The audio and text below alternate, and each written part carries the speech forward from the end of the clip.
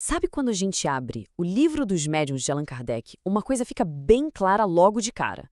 Ele não estava pedindo uma fé cega de jeito nenhum.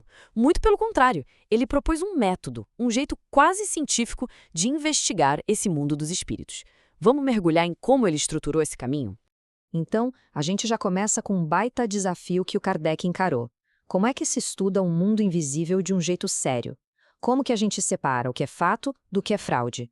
O que é verdade da ilusão, quando as regras da ciência comum, bem, não parecem se aplicar? Foi exatamente para responder a isso que ele criou um método. Olha, o próprio Kardec fez questão de dizer que isso não é algo que se aprende numa sentada. Quando ele chama o espiritismo de ciência e filosofia, ele está colocando a barra lá em cima. Para ele, entender esse universo e exigir tempo, estudo e, o mais importante de tudo, um método.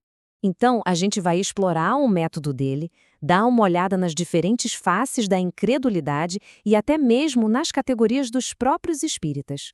Depois, a gente vai entender por que a teoria tem que vir antes da prática e qual o caminho de estudo que o Kardec sugere. Bom, o primeiro ponto do método de Kardec é o seguinte: isso aqui não é passatempo.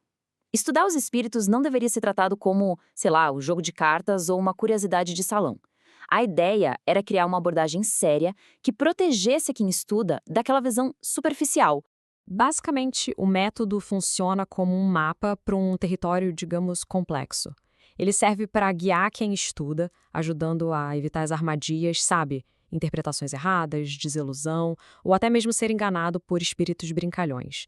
É, antes de tudo, uma ferramenta de segurança. Agora a gente entra numa parte fascinante, porque o Kardec, antes de sair defendendo as ideias dele, ele busca entender quem são os opositores. Ele não joga todo mundo no mesmo saco, não. Ele analisa as diferentes motivações por trás do ceticismo. Vamos ver como ele desenha isso. E olha só que análise detalhada. Tem o materialista sistemático, que nega por puro orgulho. O indiferente, que só precisa de uma boa explicação para talvez mudar de ideia. O incrédulo por vontade, que não quer que a crença atrapalhe a vida material dele. O de má-fé, que ataca por interesse próprio. E, claro, o decepcionado, que teve uma experiência ruim e, bem, jogou a toalha. É uma análise psicológica bem sofisticada para a época, né? E além dessas categorias principais, Kardec ainda aponta outras fontes de oposição: o medo do desconhecido, conflitos com dogmas religiosos, o simples orgulho de não querer dar o braço a torcer, ou até a leviandade de quem nem se dá o trabalho de estudar o assunto a sério. Bom, agora vamos virar a moeda e ver como essa análise fica ainda mais profunda. Kardec não examina só os céticos, ele também classifica os próprios seguidores do espiritismo.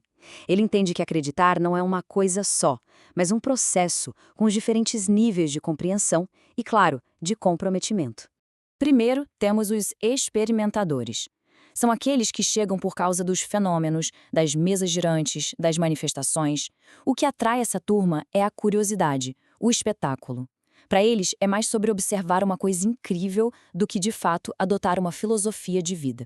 Depois, vem aqueles que o Kardec chama de espíritas imperfeitos. São pessoas que até entendem, admiram a filosofia, mas, na prática, não vivem aquilo.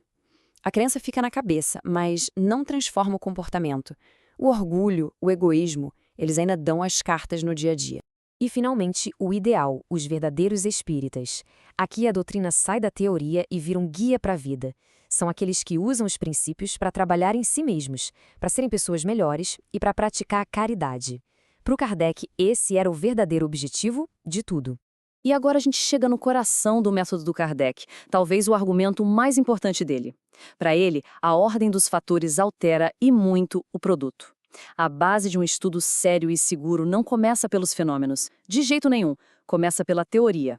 Essa citação explica o porquê. Diferente da química ou da física, onde se manipula a matéria, no espiritismo a gente lida com inteligências que têm vontade própria. Não dá para forçar um fenômeno a acontecer num laboratório como se fosse uma reação química. Os espíritos não estão sujeitos aos nossos caprichos. E o resultado de cada caminho é completamente diferente. Começar pela prática, sem ter a teoria, é quase uma receita para decepção e para passar vergonha. É como tentar ser químico misturando potes aleatórios. Mas, começar pela teoria constrói uma base sólida que dá sentido aos fenômenos. A mágica vira ciência. Vamos pensar nisso. Para alguém que nunca ouviu falar da filosofia espírita, ver uma mesa se mexer pode parecer ridículo ou, no máximo, um truque de mágica. Mas para quem já estudou a teoria, aquele mesmo fenômeno se torna a confirmação de um princípio, parte de um contexto muito maior. A compreensão vem antes da convicção. Certo. Então, por onde começar? Se alguém quisesse seguir esse estudo sério que ele propõe, qual seria o primeiro passo? Felizmente, Kardec oferece um roteiro bem claro para isso. E o caminho que ele sugere é este aqui. Primeiro, o que é o Espiritismo, para ter uma visão geral do todo. Depois, o Livro dos Espíritos, para construir a base filosófica.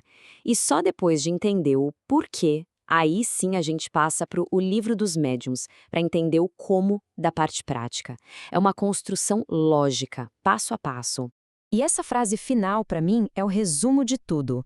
Para o Kardec, a convicção de verdade não nasce do que se vê com os olhos, mas do que se entende com a razão. O objetivo do método dele é apelar à nossa inteligência e não apenas satisfazer a curiosidade com fenômenos. E isso deixa a gente com uma questão final para refletir. A proposta de Kardec era essencialmente transformar crença em conhecimento. É um convite para aplicar rigor e método a uma área que normalmente é dominada só pela fé. Será que um caminho assim, que exige tanto estudo e disciplina, ainda faz sentido nos dias de hoje? Fica aí a reflexão.